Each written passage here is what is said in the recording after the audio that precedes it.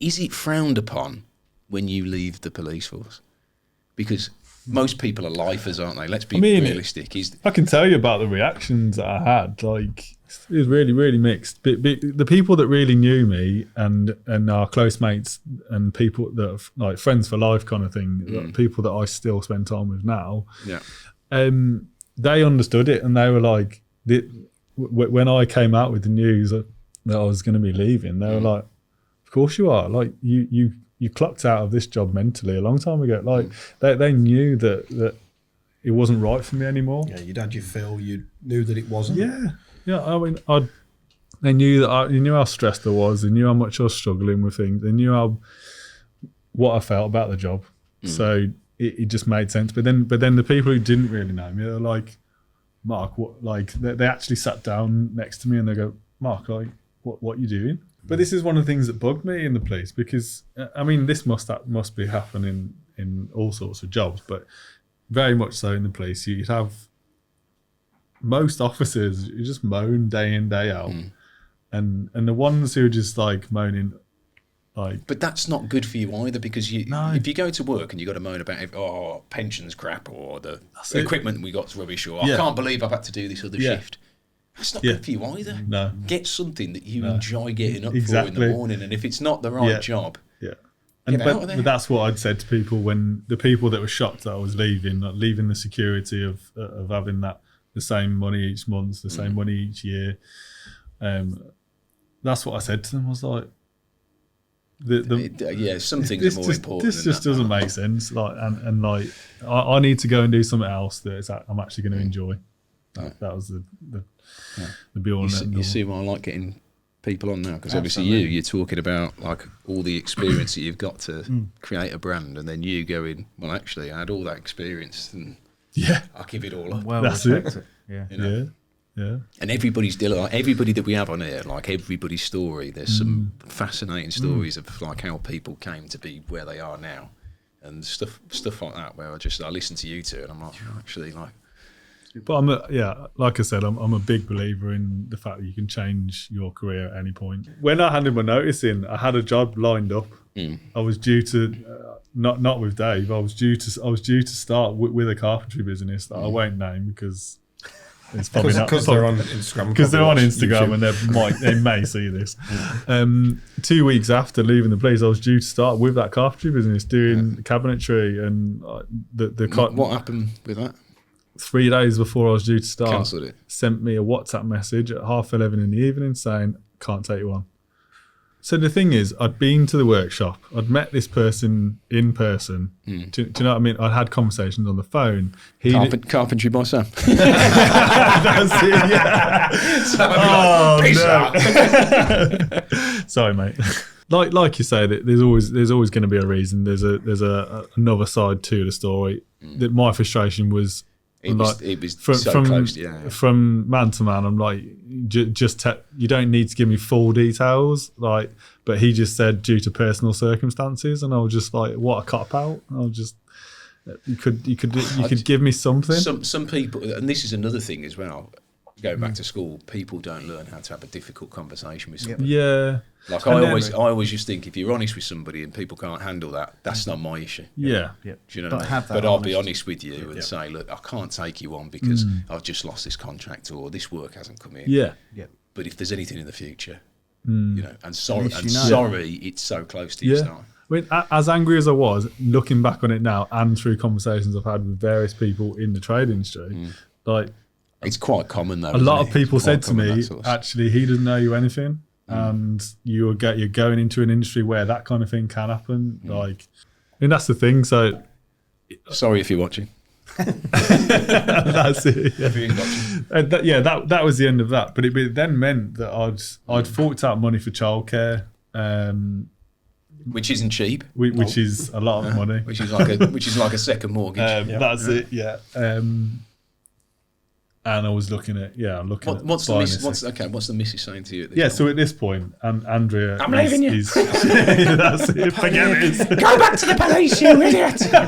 Can't believe Did she? Okay, this is a good question. Did she ever say to you at any point, like, why are you leaving? Like, or did she see the same in you as that some of the other people saw where you were done? Did she see that? Or was she saying to you, get out? Oh, the get out? Yeah. Yeah.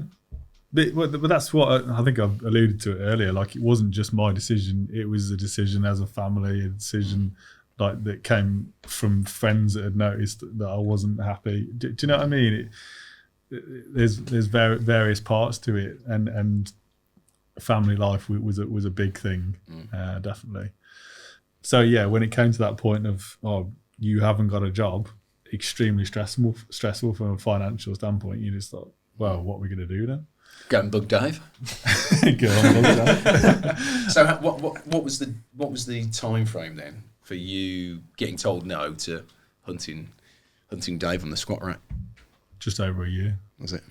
So I knew that I was going to have to accept that I was going to be a stay-at-home dad predominantly, because we couldn't be paying for childcare. Yeah. So essentially, we worked out from a financial standpoint, we could afford 2 days a week for the childminder. So my youngest was going to the childminder 2 days a week, and I could teach myself carpentry 2 days a week. And that was what I was doing. So between the 2 days and evenings or bits on the weekend, I would like be trying to do bits on my own house or for friends or family. And that was the start of me really like having lots of time to focus on the carpentry, but also had lots of time to build my social media. Yeah. I should probably take it back a bit slightly actually from the social media aspect, because when I first started my Instagram page, it was off the back of when I was using my personal Instagram page to look at people within the trade industry and just see what they're doing and learn bits. And then I started the Bobby to Chippy thing, and I was like, well, this is a great opportunity to showcase my journey from one career to another. I thought, well, this is quite unique, like a police officer to a carpenter, like Bobby to Chippy, this works. So I using that as a platform just to show my progress in that sense. And once that got going, I realised actually I was developing a network with people like Dave, who are experienced tradespeople, and I was able to ask them questions. And so I was teaching myself how to do various things on my own house, and then firing people questions. And then in amongst that, I was messaging people saying, "Oh, would you be interested in taking someone on full time?"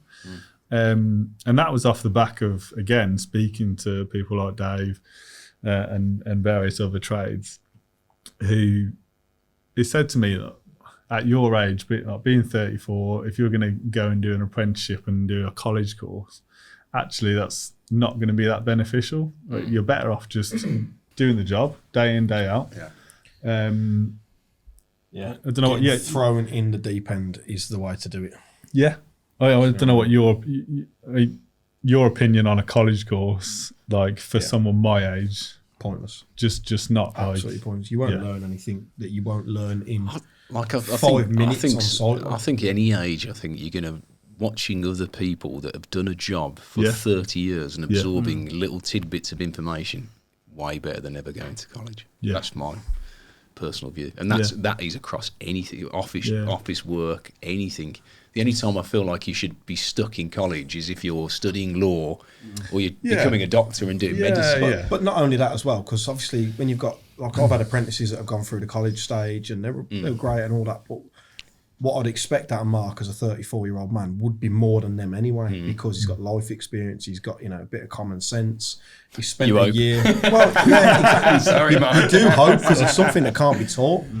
But he's then spent a year doing 2 days a week teaching himself carpentry and doing bits and watching everyone's social media and doing all those things to try and give himself the best sort of starting position, and then. And that's a good thing from his perspective, because some people would have just sat there and waited for a job. Oh no, he fully integrated himself into the the trades community online and stuff as well, with his page and all that. And obviously it's a great community. You know what it's like. Do you know what I mean? Everyone's there. There's loads of people to talk to. He's probably made some brilliant friends out of it, and from it he's ended up with a job. Do you know what I mean? All from having a bit of, persistence and, stalk me to the gym. Sarah Oscar, Charlie Tango, he's in. He's in. Go. It comes in with 6 lads through the door. It came at a good time for me as well, because obviously, like, when we first met in the gym, at that time, I actually didn't have any availability for him or whatever. And it was then through the fact that my apprentice at the time was finishing his course, and he decided that he actually wanted to leave construction. Yeah. And actually he's gone... Is that Brando? Yeah, Brando, yeah. And he's actually gone into a public service job, ironically. Yeah. So he's gone into the police. He's now training to be a paramedic. Enjoy. He's now training to be a paramedic, because basically the lifestyle and the physical elements of it he was struggling with, and also I could tell that when you go from being an apprentice to being qualified, the transition to being looked after this is the thing when you're young. This is why I say, if you can be around people all the time, when you suddenly become qualified and you're young, oh shit, I'm out in the wild on my own. Yeah. And if you're very young, it's quite daunting. Yeah, it's 18 years old, and the expectations then from you as being qualified, okay, so you're going to give it 17 with a scaffolding. You're going to get paid more money, but I expect more from you. And then there's also the element of, you're not going to get looked after if you're off work. You're not going to get looked after if you're ill. You're not going to be given the sort of... Also, you don't get the leeway if you do fuck about. Exactly. That's it. That's it. But, we partied on great times. Brandon's a brilliant lad. We still chat now. He's absolutely fantastic. He was your videographer. He was my videographer. That's what I do. That's his job. Get my angles. It was just purely for personal reasons for himself. I'd have loved it if he'd stayed with me, because he was a really good lad. Personal reasons for himself. He needed something different, and we partied on the best of times. Some people as well want that stability, like a bit like you thinking, well, I've got a job that I love, but I need to pay the bills. The physicality took its toll on him as well. Do you know what I mean? And that's something. I'm not surprised. Porcelain slabs and all the rest of it. Well, that's it. And he was a quite a small guy and all that. And it obviously does take its toll on you. It is brutal on you sometimes. Physically what we do, and that can be overlooked sometimes, especially by some of us who have been doing it for so long. You don't really realise. Like, I mean, Mark's 6'6", and I still see him sometimes absolutely blowing. Right? Well, this is the thing. Because you build up an endurance for it, doing it all these years, and then you ask someone who's 34 and 6'6" to do it, and all of a sudden it's like, and I'm like, why ain't he filled that barra? It's like, full on. You're going to put a full load in it, and you don't call yourself a fitness fanatic. Well, it's one of these things. To be able to do it all day, every day, it does take its toll on your body, and that's the sort of thing you can't learn in a gym, and you can't learn that anywhere else other than from doing it every day. And I'd say, look, strength-wise and endurance-wise and all that, you've noticed since even the 3 months you've been working with me, the change in you physically and your energy and things like that. And he's knackered now. I'm broken. Don't worry, Dad. What time is it? I should be going to bed now. I'm tapping out. But no, so it came at a good time for me, because I then, knowing that Mark had asked me previously for work, and I wanted to use my social media to find the right person for the job, so I put a message out saying, Britain's Next Apprentice. That's what you should do. I'll just put a message out on my Instagram saying, local lads, this is what I'm looking for. I'm not looking for a kid again to be an apprentice. I'm looking for someone of our own age, has to be able to drive, all these things. Because I do so much extracurricular stuff, I call it now, with going off and doing social media days here and filming and working with brands and all that. I need someone who can, one, get themselves to and from work, and two, get out of bed, trustworthy that I can leave to complete a task, and I'll only ever ask someone to do something they're capable of. But they have to be also able to do it without me there, without me watching over them, and I know that it's going to be done to a certain standard when I'm not there. And you get that from a guy of Mark's age, where you might not get that from every 17, 18-year-old. So I put out a message, Mark responded, as did many people. Mark gave me the biggest bribe. No, we take me on or end up in the nick. And I know your history. I've got your web browser, Dave, and it doesn't look good, bruv. Well, we had a chat about it, so I arranged to meet him, and I think I was fairly honest with how things are. Fairly? I don't hire coppers. Well, You better be out. I definitely didn't paint a rosy picture of what life would be like. I was very realistic because that's what I'm like. I'm a black and white guy anyway. I mean, Dave, you describe it from your point of view. So Dave doesn't beat around the bush. Just Straight up. you're just like, day in, day out, it's going to be the hardest thing you've ever done. No. You will cry and I will break you. I will make you cry. But you will love it. Yes, you will love it.